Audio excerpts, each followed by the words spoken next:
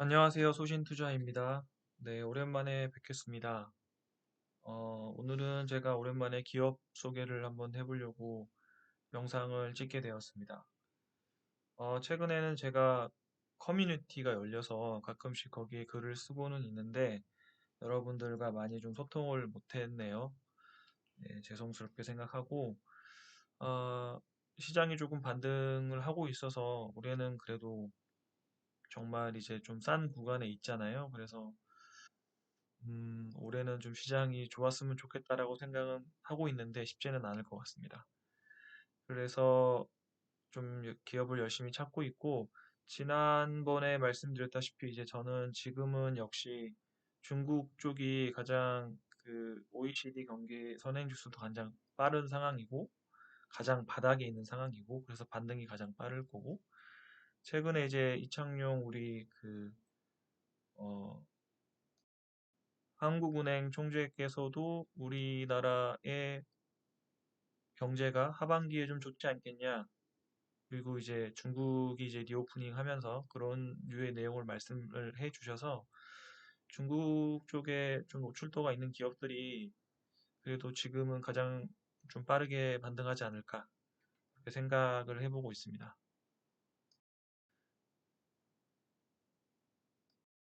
우선은 발표 드리기 전에 요 내용. 저는 제가 공부하기 위해서 만든 내용이기 때문에 절대 투자 권유가 아니고, 그다음에 아시죠? 제가 실력이 없는 거. 그래서 투자는 모두 본인에게 책임이 있고, 다들 성인이시니까, 네, 그, 공부해보고, 어, 제가 어떤 뷰를 가지고 있는지, 또 여러분들의 뷰는 어떤지 서로 공유를 해봤으면 좋을 것 같습니다. 오늘 말씀드릴 기업은 화승 엔터프라이즈라는 기업입니다. 그래서 여러분들, 많이 알고 계실 거예요. 이제 이 기업이 이제 아디다스 신발을 ODM으로 만들어주는 업체입니다. 아디다스 밴더 중에서는 아마 ODM 업체에서는 아마 점유율이 2등 정도 되고요. 2등으로 알고 있고, 그래서 사실 ODM이라는 업 자체가 뭐 마진율을 크게 높일 수 있는, 내가 뭔가 그런 거를 조절할 수 있는 입장의 비즈니스 모델이 아니기 때문에 대부분의 분들이 이제 이런 ODM이나 OEM 업체를 그냥 아예 안 보시는 분들도 계세요. 그리고 이제 약간 투자 스타일이 그런 건 좀 다른 거라서 그런 면은 좀 감안해야 될 것 같고요. 그럼에도 불구하고 왜 이 종목을 가져왔냐라고 물으신다면 최근에 주가가 너무 떨어 있기 때문이고 반등을 전혀 못했어요. 오히려 지금 코로나 때로 지금 주가가 왔는데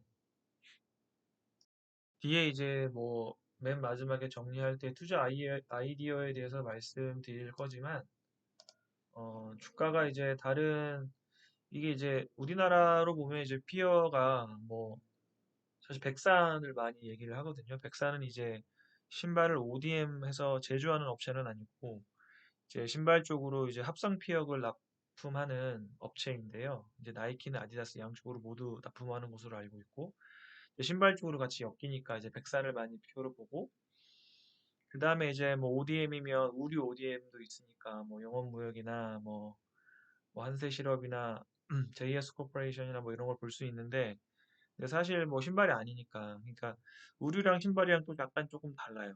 그래서 그런 부분이 좀 있고 근데 이제 다른 대부분의 ODM, OEM 업체들은 이런 의류 신발 쪽에서 그 2020년에 우리가 코로나가 왔잖아요. 그래서 이제 완전 한번 박살이 한번 나고 근데 이제 그 21년에 대부분 이제 좀 주가가 많이 반등을 한번 했어요. 왜냐면 이제 그때 사실 리오프닝을 많이 했잖아요. 다른 나라 같은 경우에 뭐 미국도 마찬가지고 이제 그때 이제 고밸류를 한번 이렇게 받았다가 다시 떨어지는 형태죠. 최근에 뭐 2022년에 다 주가가 떨어졌으니까 멀티플이 다 하향됐고 그다음에 이제 최근에 경기 침체 리세션 온다는 것 때문에 이제 지금 뭐 주가가 좋을 수는 없죠. 우류나 뭐 신발이나 그것도 마찬가지긴 한데 근데 이제 화성엔터 같은 경우는 21년에도 전혀 주가가 반응을 못했습니다. 왜냐하면 21년에 베트남이 또 락다운을 했었죠.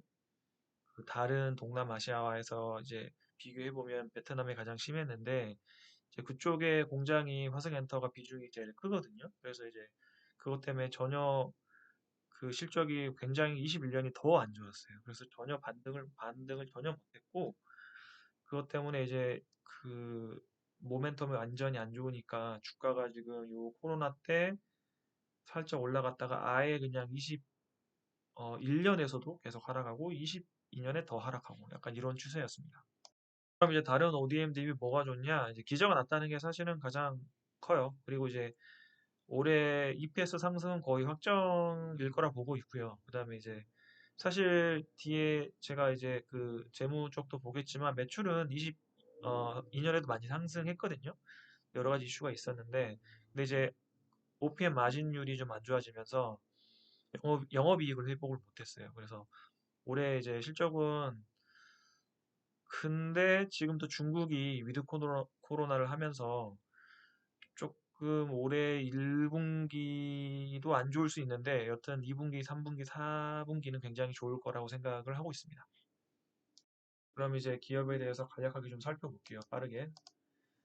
그 신발 ODM 하는 업체고 구조는 이제 화승인더가 지주사라고 보시면 되고 화승엔터를 들고 있다라고 보시면 돼요. 근데 저는 이제 지주사를 별로 좋아하지 않아서 화승엔터를 주로 보고 있고 그다음에 이제 음, 공장이 베트남에 굉장히 큰 게 있고, 이제 인도네시아를 계속 늘려나가고 있고, 중국도 조금 있어요.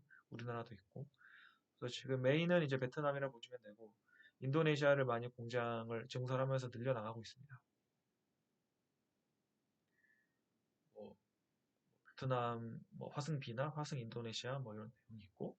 아, 그리고 이제 유니팍스가 이제 2020,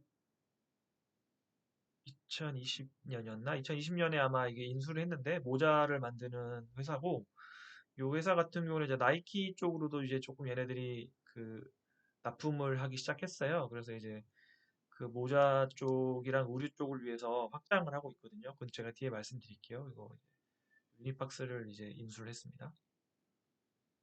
보시면 그 신발 뭐 매출 그 어떻게 보면 이게 매출의 계획이라고 보셔도 무방한데 왜냐하면 대부분 95%가 신발 ODM에서 매출이 나오기 때문에 보시면 이제 여기 이제 베트남이 초록색인데 베트남은 이제 거의 플랫하고 여기 이제 노란색이 인도네시아거든요. 그래서 장기적으로는 이제 인도네시아로 많이 증설을 하려고 하고 있어요.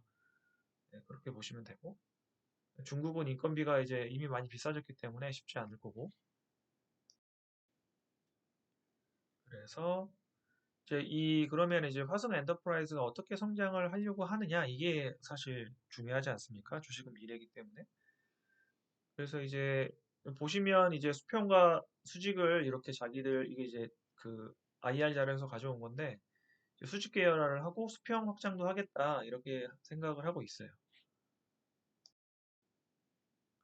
그래서 이제 수직 계열화 쪽에서는 이제 원재료 땅까지 이제 화승엔터가 진출을 하고 수평 확장은 이제 신발 위주였으니까 기존에는 이제 이렇게 그 모자랑 액세서리랑 그 다음에 어페럴까지 의류까지 확장하는 수평 확장까지 생각을 하면서 이렇게 양쪽으로 확장을 해 나가면서 매출을 증가시키겠다 이거 이렇게 생각하고 있습니다. 그래서 요 캡스를 이제 사실 이제 유니팍스를 인수하면서 확장을 했다고 보시면 될 것 같아요. 그래서 이제 이 회사가 이렇게 성장하려고 하고 있고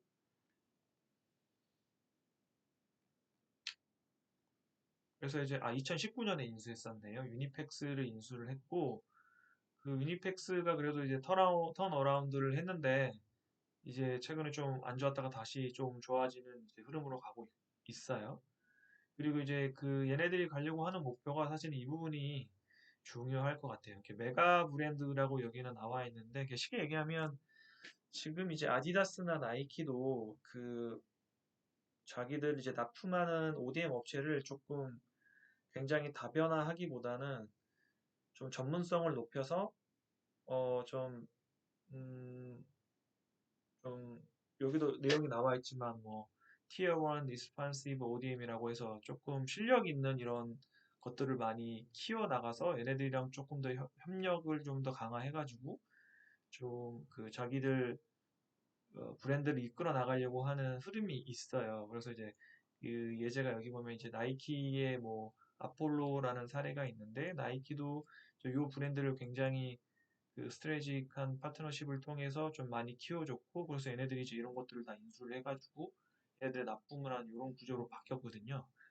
그래서 이제 이런 그 보통 이제 이렇게 투자를 한다는 거는 요 납품처와 뭔가 얘기가 있는 거니까 이제 이런 사례를 기반으로 해서 화성 엔터프라이즈도 사실 이제 얘네들 메인 아디다스니까 아디다스랑 이제 이렇게 좀 잘해보겠다라는 내용이 있습니다. 그래서 이제 이런 식으로 화성 엔터프라이즈가 이제 나아가려고 하는 방향성을 가지고 있고, 그 다음에 이제 사실 이제 제가 이제 이쪽 의류나 뭐 신발 ODM 업체를 직접 이렇게 일해본 적은 없으니까 잘 모르겠어요. 솔직히 이제 제가 이게 사업 보고서 상으로는 자기들이 해자가 있다라고 하는데 얼마나 해자가 있는지 이런 거를 판단하기는 굉장히 어렵지만 그렇지만 이제 뭐 이런 공장 자동화나 뭐 이런 로보틱스를 이용하는 것들이나 이렇게 그 레더를 만들 때 이런 것들을 보면 뭐 그렇게 쉽게 이게 벤더사를 그 아디다스가 바꾸거나 그러기는 쉽지 않을 것 같습니다. 그리고 이제 음, 사람들이 이제 이 의류 ODM보다는 신발 ODM을 멀티플을 좀 더 쳐주거든요. 이렇게 쉽게 얘기하면 뭐 영업무역이나 한세 시럽보다는 이쪽에 이제 신발 쪽을 하고 있는 화승 엔터프라이즈나 백산을 조금 더 멀티플을 쳐주는 느낌이에요. 지금까지 그래왔어요. 그래서 이제 그게 저는 이제 그 이번 주로 얘네들이 그러면 의류 ODM보다 더 경쟁력이 있냐 이런 거는 잘 모르겠는데 근데 이제 그것보다는 저는 이게 더 중요한 것 같아요. 이게 그 전방 그 메가 브랜드의 그 브랜드력이 좀 다릅니다. 그러니까 나이키 여러분들 신발 살 때 나이키 아디다스 말고 살 수 있는 게 없잖아요. 대부분 일반 사람들이. 이게 지금 30년 동안 지속돼있거든요. 그러니까 전방이 갑자기 뭔가 그 나이키나 아디다스가 뭐 점유율을 확 잃어버린다든지 이럴 가능성이 굉장히 희박하다는 거죠. 그래서 얘네들이 이제 이미 확고한 점유율을 가지고 있기 때문에 절반 50% 이상을 가져가는 확고한 점유율을 30년 이상 가지고 있었기 때문에 그 밑에 후방도 굉장히 좋은 거죠. 그리고 이제 ODM 업체가 아디다스 같은 경우는 이제 메인이 한 3, 4개 정도로 꾸려가는데 그중에 이제 화성 엔터프라이즈가 2등을 하고 있으니까 점유율로 따지면 괜찮죠. 얘네들이 뭐 갑자기 아디다스가 뭐 왜냐면 ODM 업체이기 때문에 얘네들이 그 어떤 그 패션 관련된 디자인까지도 이렇게 같이 고민을 하고 협의를 하는 형태로 되어 있어서 갑자기 얘네들이 그 20% 가까이 되는 점유율을 갖고 있는 ODM사를 끊어버리고 새로운 데다가 물량을 나눠준다. 이렇게 굉장히 어렵다는 거죠. 그래서 이제 상대적으로 이런 화성 엔터프라이즈가 조금 더 멀티플을 받는 것 같고 반면에 이제 우리 ODM은 굉장히 조금 난립해 있잖아요. 뭐 대만에도 경쟁자가 많고 중국도 많고 많으니까 좀 그 부분은 좀 다른 것 같습니다. 사실 그런 게 어떻게 보면은 그쪽보다는 혜자가 있는 게 확실히 맞는 것 같고 그래서 지금까지는 멀티플을 많이 줬다 이렇게 생각하는 게 맞는 것 같아요. 그래서 이제 여기에 그 핵심이 이 양강 체제가 지속되지는 한 박스권 매매 그러니까 좀 떨어지면 사고 다시 올라가면 좀 팔고 이런 식으로 이제 매수 매도를 해볼 수 있지 않나 그렇게 생각을 하고 있습니다. 이거는 뭐 화성 엔터프라이즈에서 직접 자기들이 얘기하는 이제 기술적인 장비력에 대해서 얘기하는 건데 뭐 풋웨어가 뭐 공정 난이도나 뭐 오토메이션 자동화도 좀 중요하고 이게 좀 어렵다. 다른 애들이 진입하기가 어렵고 소수 업체가 이미 그 메인 벤더가 이제 뭐 성과량으로 꼽는 거니까 그래서 좀 ODM이지만 장벽이 있고 혜자가 있다 이렇게 좀 주장을 많이 하고 있습니다. 그러면 이제 실적 부분으로 가게 되면 이게 재미있는데 이게 이제 2019년까지 여기 앞에는 없지만 굉장히 빠르게 상승을 했어요. 왜냐면 그 벤더 내 점유율을 계속 상승시켜 왔거든요. 아디다스 벤더로. 왜냐면 얘네들이 이제 시작은 리복 그 ODM사로 시작을 했는데 리복이 이제 아디다스에 인수가 됐고 그렇게 하다 보니까 아디다스랑 다시 선이 연결이 되고 아디다스가 보니까 얘네들 잘해. 그래서 얘네들 물량을 이제 좀 많이 줘가지고 2019년까지 굉장히 성장을 잘했고 이제 2020년도 성장을 하려고 하다가 코로나로 뭐 완전히 뭐 까지면서 주가도 뭐 도박들 쳤고 그 다음에 이제 다시 리오프닝 그때 뭐 한참 2020년 뭐 잘 갈 때 올려가려고 하다가 뭐 완전히 뭐 2021년 초부터 완전 꼬꾸라졌죠. 왜냐면 이때 사실 베트남 때문에 확 안 돼가지고. 하지만 잘 보시면 매출이 2022년 말부터는 이제 굉장히 잘 나왔고, 2021년 말부터 2022년은 잘 나왔는데 주가가 전혀 반등을 못했어요, 이게.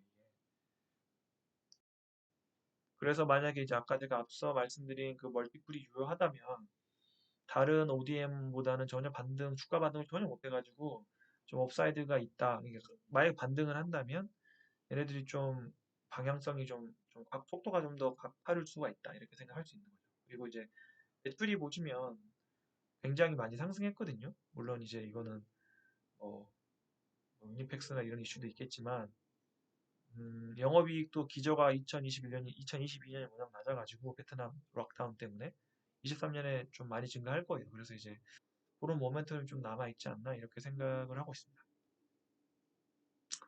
이제 문제는 이제 OPM이죠. OPM이 이제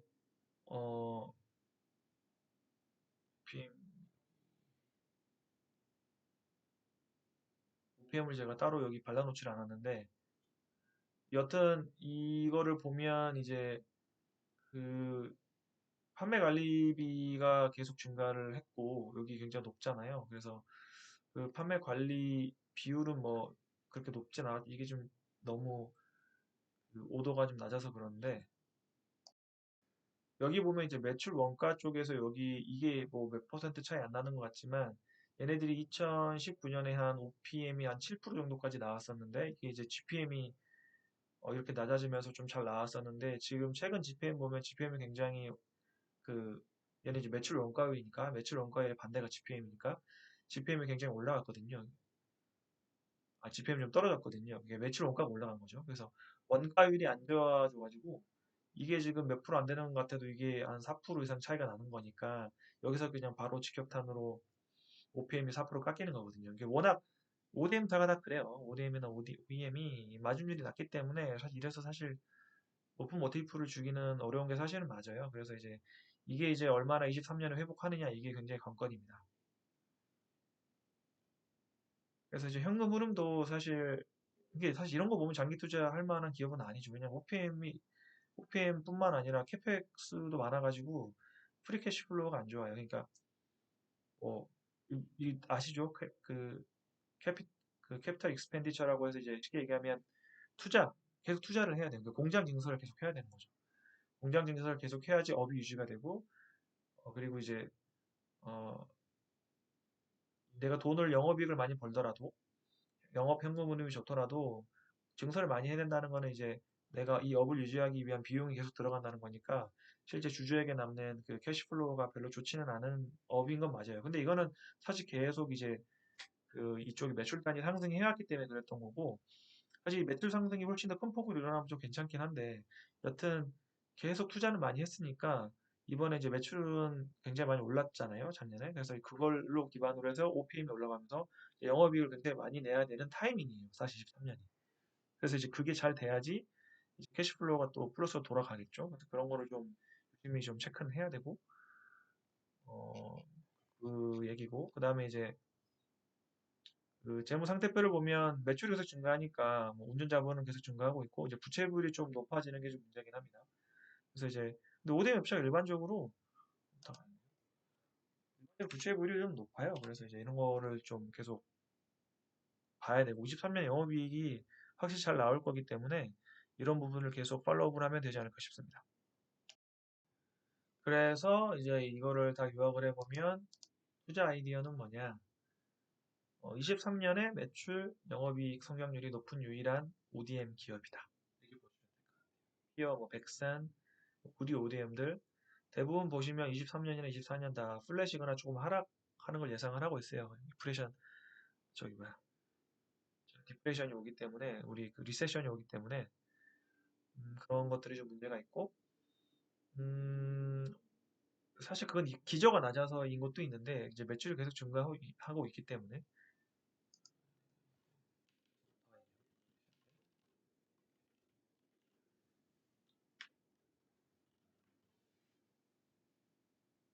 그런 특성을 갖고 있고, 그 다음에 이제 주가는 이렇기 때문에 이 코로나 시절이니까 이제 더 떨어질 때가 있나? 이제 이런 생각이 드는 거죠. 그래서 사실 이제 11월 30일 IR 때 12월부터 이게 좀 회복하고 있다 이런 얘기가 계속 자기들 내부적으로도 IR 얘기를 했는데 뭐 롱텀 물량이 돌아야 되는 공장에서 숏텀 물량을 대응하는 것 때문에 바빴다. 그다음에 이제 아디다스 나이키 이제 뭐 재고 이슈 말이 많잖아요. 근데 이제 그거는 그 기사들이 많이 나와가지고 얘네들 주가가 많이 흔들렸거든요. 근데 이제 그것도 조금 자기들 ODM 업체 얘기가 아니고 텍스타일류 약간 직물 업체 이야기다. 막 그런 얘기를 하긴 했는데 뭐 사실 리세션이 오면 영향을 받겠죠. 근데 뭐 받더라도 신발은 여러분들 안 살 건 아니니까 그나마 조금 이제 좀 그렇게 민감하지 않거든요. 신발은. 그래서 이제 그런 것들을 좀 봐야 될 것 같아요. 여튼 뭐 더 떨어질 수가 있나? 약간 이런 걸 봐야 되는 주식이고요. 얘는. 그다음에 장기 성장 방향성을 아까 제가 말씀드렸고 수직 계열화랑 이제 수평 확장이 있고 그다음에 이제 메인은 이제 그 벤더 내 점유 확대를 할 거기 때문에 이게 또 이제 그 콥데이 때 질문이 나왔던 건데 너희들 내년 리세션 올 수 있는데 어떻게 벤더 점유 확대가 되냐 재고도 이렇게 높은데 아디다스 나이키가 아디다스가 근데 이제 그 IR의 얘기는 우리는 이제 벤더 내 점유율 확대를 목표로 하고 있기 때문에 내년에 지금 그 매출도 오히려 더 증가할 거다 이렇게 이제 주장을 하고 있고 그다음에 이제 에버리지 셀링 프라이스도 이제 그 아디다스에 납품하는 그 가격 자체에서의 그 셀링 프라이스도 좀 계속 올리고 있다 이제 그런 부분을 계속 주장을 하고 있어요. 아 제가 아디다스 얘기를 좀 안 하고 넘어갔는데 아디다스가 보시면 이게 이제 아디다스 콘콜 그 자료가 이제 해외 업체는 워낙 이런 게 잘 돼 있어가지고 그 자료 보시면 나와 있는데 그 재고를 이제 여기 보면 인벤토리 재고를 지금까지 이렇게 22년 3Q까지 쌓아졌는데 어, 이런 크게 이런 쌓아왔던 재고를 이제 다음 분기부터 4분기부터 쭉쭉쭉쭉 줄여 나갈 거예요. 라고 이제 이 부분. 근데 이제 이걸 줄인다는 거는 사실은 화성 엔터프라이즈한테 단기적으로는 매출 증가가 올라갈 수 있지는 않겠지만 여러분들 뭐 반도체 보시면 뭐 재고만 줄었다 그러면 지금 주가 막 반등하려고 그러잖아요. 이게 다 마찬가지거든요. 주가는 방향성이 중요한 거니까. 이런 아디다스에서도 이제 이렇게 이런 부분이 있고, 그다음 또 하나 있는 게 아디다스가 이제 기존의 CEO가 바뀌었어요. 이제 최근에 CEO가 바뀌었고, 퓨마에서 굉장히 잘하신 이제 그 CEO를 모셔왔는데, 이게 아디다스가 이제 기존 CEO가 조금 이제 방어적인 분이셔가지고, 최근에 뭐 아디다스 신발이 나이키한테 완전 밀렸거든요. 그게 신제품이 거의 안 나왔어요. 근데 이제 그 신임 CEO가 오시고 다음에 이제 신제품 재고, 신제품들이 굉장히 쏟아질 수 있다.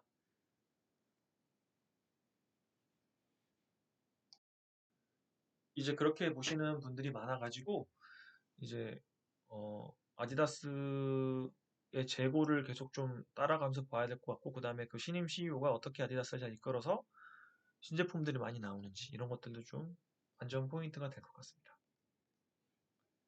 그래서 이제 요게 이제 그 얘기고 근데 사실 이제 저는 근데 근본적으로 이 수평 확장하는 거는 이게 잘하는 건지는 솔직히 잘 모르겠어요. 이게 왜냐면